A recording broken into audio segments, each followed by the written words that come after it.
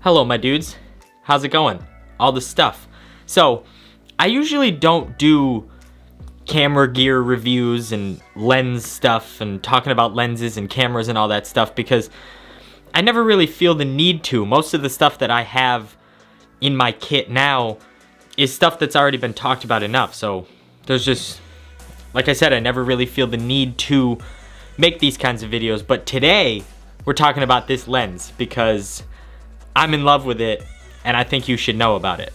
So this is the Sigma 16mm f1.4, and this thing is a beast. Now I will say right off the bat, I am a Canon shooter. I use the Canon M50. It's my main camera.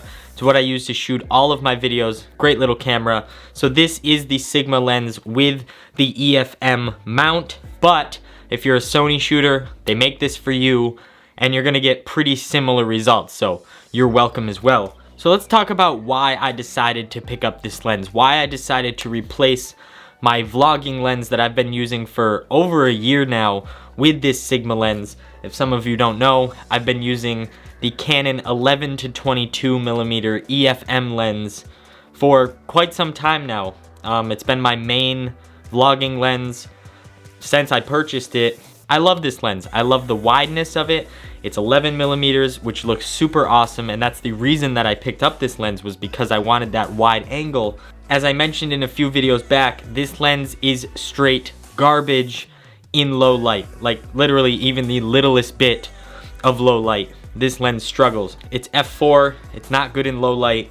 The only thing this lens has going for it is the wide angle, which I do like. I do like the wide angle, and that's something that I am giving up with this lens. The reason I picked up this lens, the main reason, is because it's f1.4, and that's going to allow me to get some better footage in lower light. With f1.4, it's letting a ton of light into the camera, and you're getting that nice blurry background. Everyone loves the blurry background. Everyone's always trying to get the blurry background, and this lens is 100% going to give that to you. Let's talk about some pros and cons of this lens. Now, the cons about this lens aren't necessarily bad things. They're not things that make this lens suck or anything like that. They're not things that are gonna really cause you any problems. They're just things that you have to think about. They're things that you're going to have to adjust your mind if you do purchase this lens and start using this lens. There's just some stuff you got to think about. So pro number one, we already talked about, is f1.4, is the aperture and how fast this lens is. f1.4, super awesome, blurry background, better in low light, all the stuff we already talked about. Con number one is this lens is not stabilized. That it's just a little bit of a bummer, because if you know the Canon M series cameras, if you have one, none of them have in-body stabilization. They only have the digital in-body stabilization. Turning that on with a non-stabilized lens, you're gonna get a little bit of crop in. And with this being a 16mm lens already on a 1.6 times crop sensor, it's about a 24 to 25mm equivalent. That little bit of crop in is important, but if you're vlogging with this lens, you put it on a Gorilla Pod, on a Switch Pod like I have, you hold it far away from your face, far enough away from your face, you're not gonna have an issue. It's gonna look fine, and it's worked perfectly fine for me, and I've had no issues with that. Pro, autofocus works great. Autofocus is amazing. If you know Canon cameras, like the M50 and most of the Canon cameras, they have that really good dual pixel autofocus. This lens accommodates that perfectly, no problems there at all, and that's super important. Autofocus is an important thing, especially when you're vlogging, so this lens is gonna give you that. You're gonna have no issues there, and that's a super good thing. The last con about this lens is, like I said, not really a bad thing. If this is a deal breaker for you, it might be a deal breaker for you, but this is a prime lens, 16mm forever. There's no zoom in this lens like the 11 to 22. It goes from 11 to 22. A little bit of zoom there. You got a little bit of wiggle room. For me, not a big deal, because I never really zoom in anyway.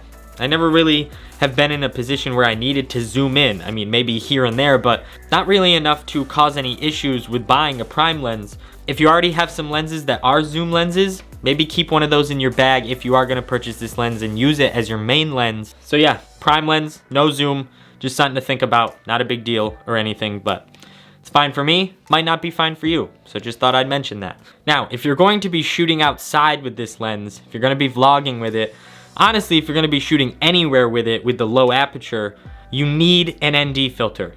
You need an ND filter. At f1.4, this lens is going to be letting a ton of light into the camera. So you're gonna wanna throw an ND filter on there to block out some of that light so you're not blowing out the background or anything.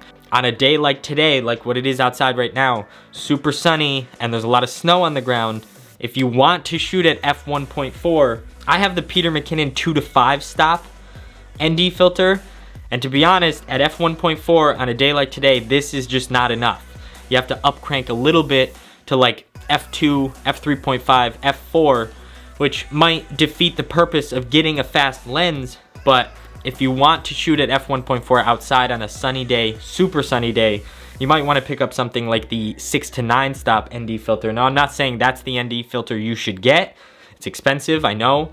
This was part of my Cody Warner giveaway, so I didn't even pay for it. But in the future, I might pick up the 6-to-9 stop ND filter just because if I want to shoot at f1.4 outside on a sunny day, the 2-to-5 stop is just not enough. So that's something you should think about. Shooting at f2, f3.5, f4, you're still gonna get the blurry background. It's still gonna look good on this lens because this lens just makes the image look amazing. It's just a little bit of a compromise. So definitely get an ND filter or two to really be able to use this lens to its potential outside on a sunny day. So yeah, my dudes, in conclusion, should you buy this lens?